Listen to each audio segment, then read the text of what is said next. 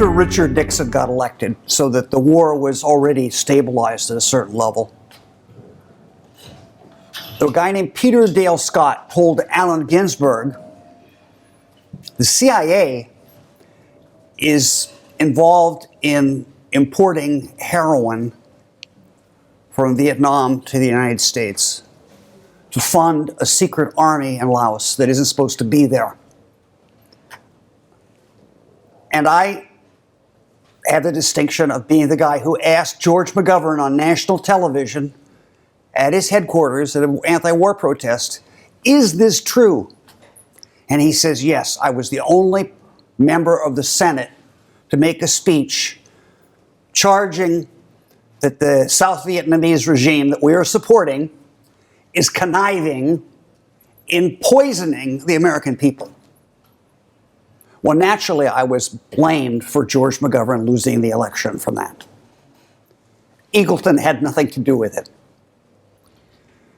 So, a little later, right after Richard Nixon resigned, I'm sitting with Howard Lotsoff, and we're talking about the most far-out drug we ever did, the most far-out psychedelic. What was the most far-out psychedelic?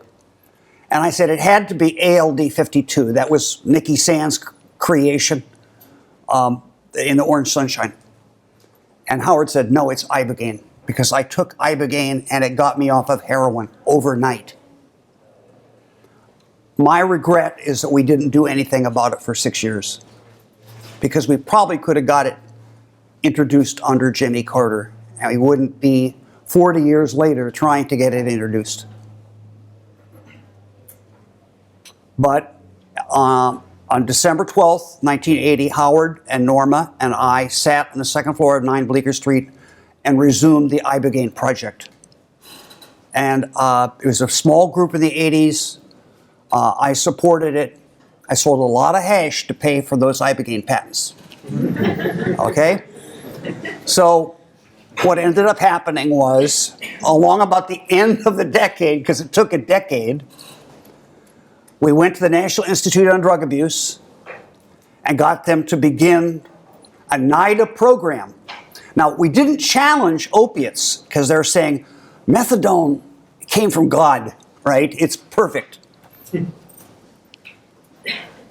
But they had a crack epidemic and they had no answer for that. And it was feeding the AIDS epidemic and they had no answer for that.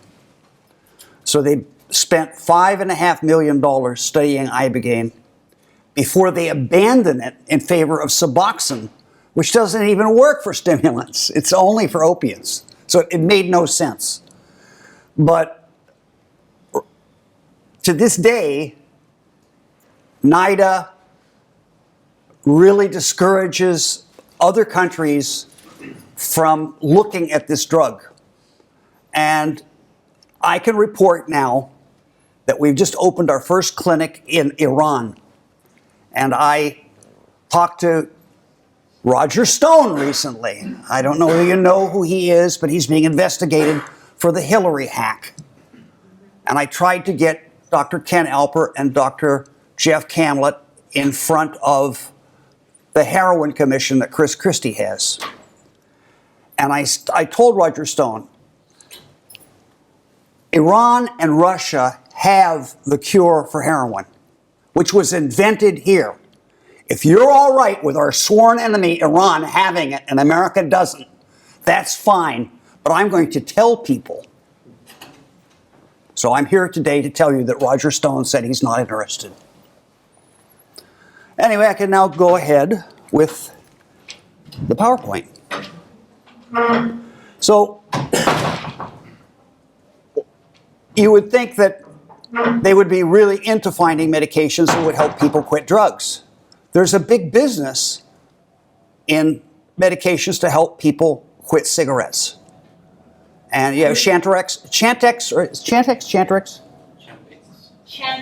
Chantix causes people to hallucinate too. So it's not really, oh, it's a hallucinogen, we can't use it. Geez, it doesn't apply when it's the right kind of hallucinogen, I guess. The Cochrane Review reviews all drug treatments. This is the one for methamphetamine. Methamphetamine is twice as prevalent as opiates.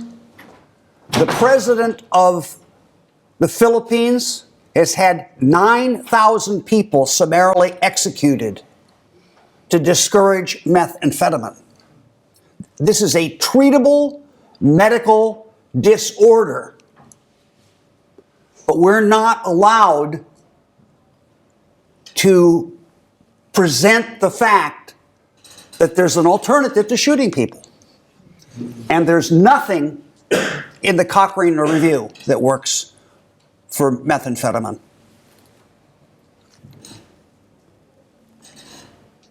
This is the basic structure of the, we call this the porch here. This is the side chain that makes it a stimulant. You can see this looks a lot like harmaline. This is a seven-sided ring here instead of six-sided. But it's very, very, at first we had it really confused with harmaline. Never take harmaline and Ibogaine together. You'll kill the patient. Okay? But the stimulant here means that you stay awake. Naranjo had to give a little amphetamine. Chose. With the harmaline. Chose to. Well, because they had a tendency to fall asleep and not remember the visions. And if no visions, no cognitive benefit. So this is a side stimulant, and these are the most prevalent forms. This is a synthetic drug developed by NIDA that's supposed to be a non-psychedelic Ibogaine. This is the actually the metabolite of Ibogaine that your body makes naturally, but it was patented by Deborah Mash to undermine Howard Lotzau's patent. Ibogaine. This is Ibogaine. This is in the purified total alkaloid. It's 10 times stronger than Ibogaine. So if you take purified total alkaloid, you need about 800 milligrams.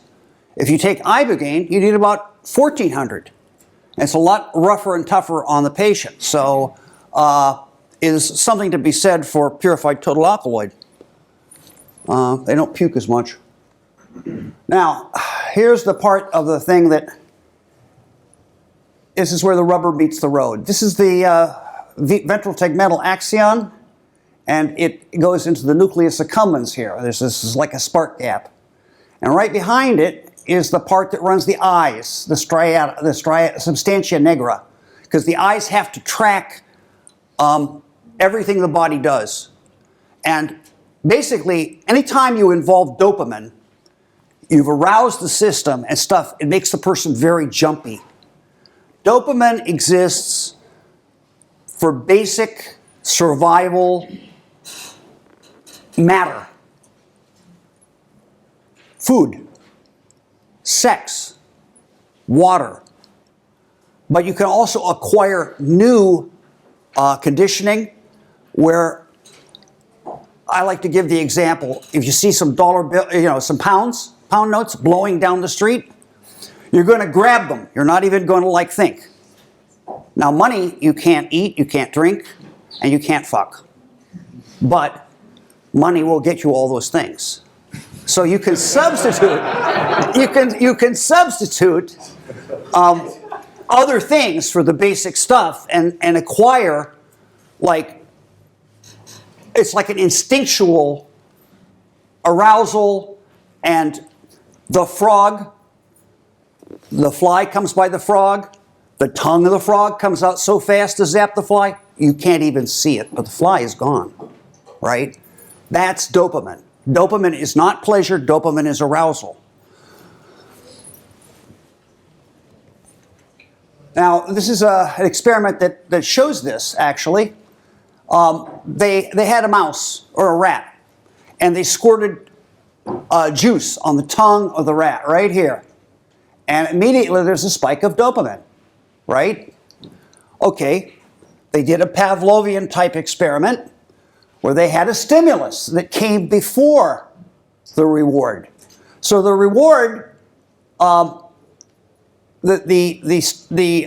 arousal moved in time. So the bell or the light or whatever it was now produces the arousal. So that now the little rat is waiting for the squirt of juice on the tongue.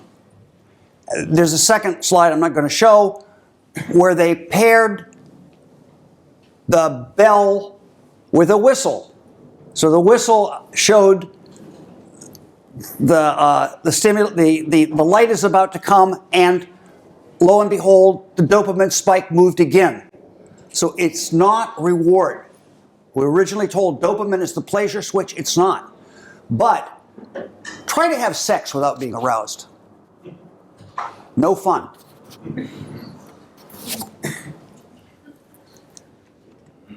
Okay, this is called the tyrosine cascade. And this is how you make dopamine. And the interesting thing is that after you make dopamine, from L-dopa to dopamine, you then make norepinephrine, which is adrenaline. So you have, here you have sex, and here you have fight or flight, right? This is all arousal. So here's the place where the dopamine is happening. Up in the brain, here's where the adrenaline is happening. It's attached to the kidneys. Now, there's a neurotropin involved, which I'm going to get to in a minute. But there's actually about 30 neurotropins, and these were discovered after we discovered Ibogaine and after NIDA did and abandoned its work, right? So they didn't know the brain could regrow, and that you have all these neurotropins to help both sustain and regrow the brain. And when they knocked out the GDNF gene in mice, the little mice were born with no kidneys. They promptly died because if you don't have kidneys, you can't pee.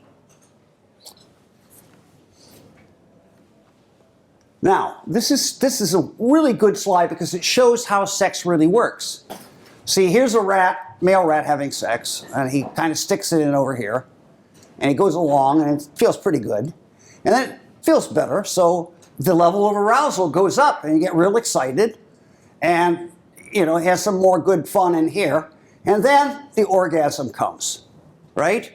This is the peak of the arousal. And then, you know, kind of they drift off to sleep. Maybe they smoke a cigarette.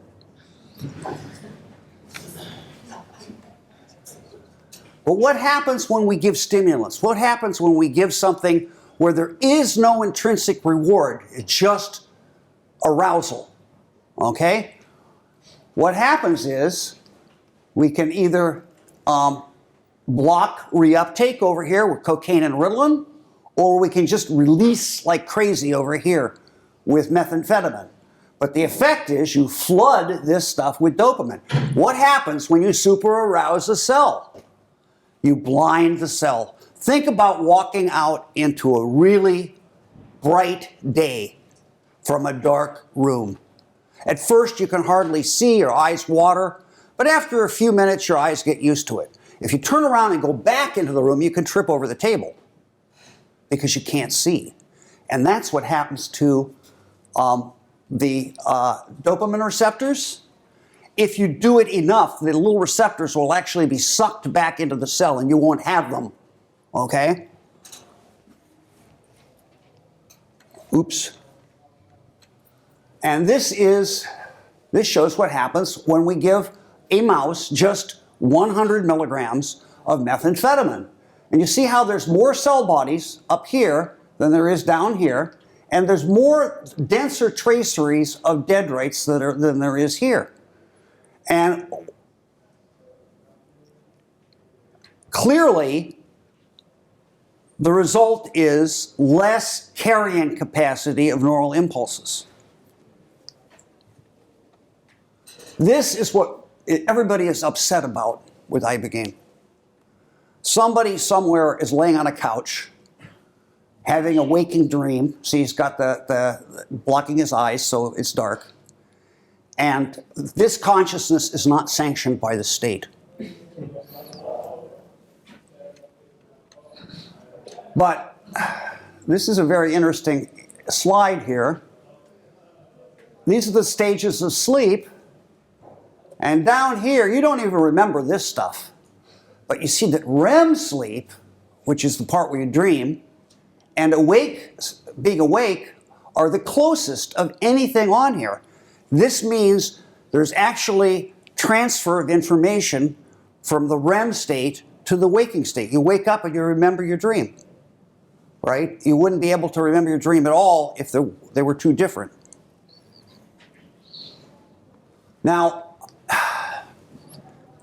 back in 1993, when I was working on the Ibogaine story, I encountered this paper called Quantum Coherence in Microtubules by Penrose and Hameroff. And what they posited was that these are microtubules in a dendrite, and they found out that it's like fiber optics. Everybody's familiar with fiber optics. If you take calcareous tubes 1 nanometer wide, fill them with water, they will spontaneously laze. It will be a weak effect, but they'll take things like Brownian motion and body heat and turn it into light. And all the neurons in your brain are in sync like a laser. That's why you have one train of thought instead of billions of individual cellular trains of thought. So your brain is a giant fiber optical switch. What's the relevance of this? Well, there were 2 points of view. You had the National Institute on Drug Abuse, and they didn't want to use anything involving a hallucinogen. And then you had the French, who were the real experts on Ibogaine, Gonhofer, Jouvet, those guys. They said it's like REM sleep. It's a REM mimetic or a REMogenic. And there's a lot of neuroplasticity going on, which is a feature of REM. So I made a decision. I said, I'm going to go with the French. They know more than the people at NIDA. And if they say it's like REM, it's like REM. And obviously, if photonic activity is involved and images are being transmitted, having a physical basis for this is going to give us some clues as to how this is working. So I said, this is very, very important. And a lot of people kind of poo-pooed it and said, we don't really see what this has to do with Ibogaine data. Well, they were wrong. This actually is another slide that I put back in. This shows how, if you form long-term memories in widely distributed parts of the brain, they're actually encoded in calcium. It's like a photo, like a,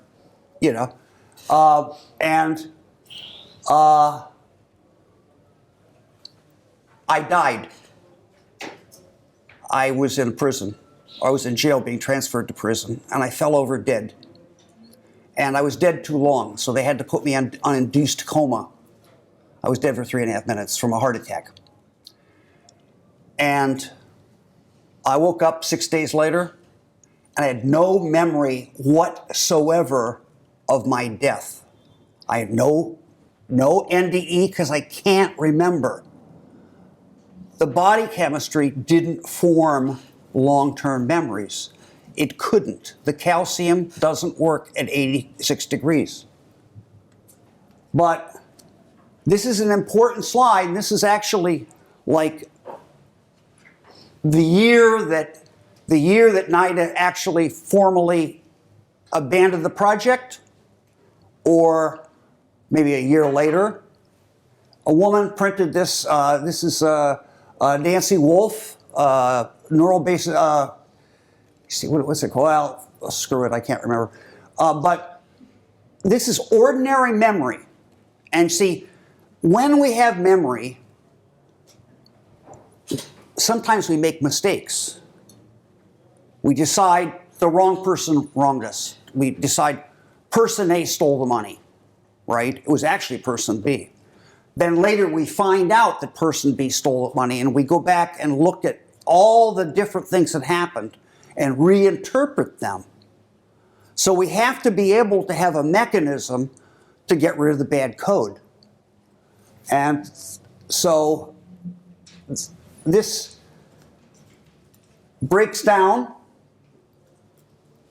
and there are these neurotropins that are involved in the formation of new dendritic structures. The neurotropins are actually integral to memory. Every time you change your mind, there has to be some neurotropins involved. So this is the second important clue to how this is working. Okay, in about the year 2000,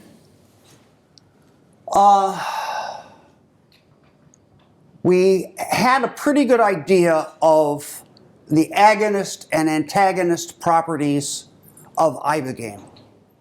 The thing was, it really couldn't explain the persistent effect of Ibogaine. Because if you take methadone, in the morning, the methadone wears off, you got to take more methadone. If you use a blocker, like naltrexone, the naltrexone wears off, and once again, you can be dosed with an opiate. You don't have a blocker around to protect you. So there were these fairly important effects of Ibogaine. The first one discovered was the kappa-opiate. This is like Salvia divinorum. And it's not like what you're thinking. You're thinking opiate, you're going to get silly, you're going to get high, you may kind of almost fall asleep, go on the nod. It'll be a pleasant experience. No, it's not. Anybody who can tell you, take Salvia can tell you it's not a pleasant experience.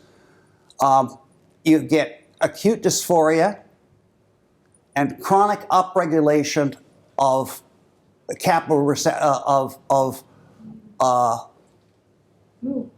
mu receptors and continued sensitivity to mu agonists. So this part here actually is important if you get in a car accident, right?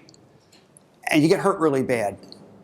First you go into shock and your opiates work really, really well. You can't feel anything. But they begin to wear off. And what kappa opiates do, well, it's almost, I don't have some time till 1? No. Because we have to do questions and answers. No. Okay. Well, okay. Then there's the... Everything's written there that you're saying so people can go through that. So this is what the guy who invented 18-MC thinks is the key effect.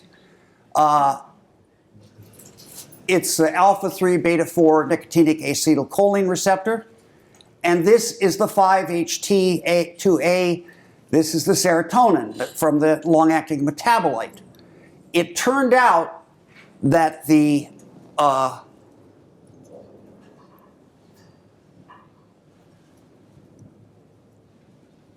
18-MC does not have a long-acting metabolite. This is sigma. This gives you nausea. And this is the other kind of important one. This is NMDA, and it downregulates super-sensitive to stimulants and withdrawal. It also lets some calcium in, and that's important because you see in here, there's all this stuff that has to be rebuilt. These are the microtubules and so on inside the cell. Here is the key effect that we finally found in 2005. And you see these cells up here, they're not talking to each other. 48 hours later, they're hooked up like the internet. And that is from GDNF. And we didn't even know this. We needed to have this information in 1993. We didn't know it until 2005. But look at this curve here. This is 6 hours, man. This is a 12-fold increase. And what they found out was that when you express GDNF, GDNF sends a message back to all the adjoining cells saying, make more GDNF. And this continues even after you take the metabolite away, take the Ibogaine away. This goes on for months. So this is the basis of the persistent effect. Okay, now, this is the key finding, that 18-MC doesn't do this. This is the stuff that is non-hallucinogenic. So they kind of threw out the baby with the bathwater. And this is the other thing they found out. This is the hERG blockade. This is potassium channel perturbation. And there seems to be that there's some connection, because remember, this is also working through the kidney. There is a deep connection between what's happening in the brain and what's happening in the heart. And they actually have a second kind of potassium channel blockade caused by sigma. So 18-MC doesn't have this, but there's some question about how effective 18-MC will be at all, because it doesn't have the growth factor either. Now here's 18-MC. This is actually a really significant effect. You can't get this much with anything else. And here's serotonin, harmaline, ibogaine. And here's methoxycoronidine again. And here's the habenula, where supposedly all this is happening in one little part of the brain, according to Glick's model. Glick does not believe, Stanley Glick invented the synthetic 18-MC. He does not believe that it is necessary to have a growth factor. But this is plain old Wellbutrin. And you can see this is about a 10% effect. So that the specificity of the effect of alpha-3 beta-4 is much more effective. Like this drug is for cigarettes, but it just doesn't really do anything to methamphetamine. And here's what 18-MC does to methamphetamine.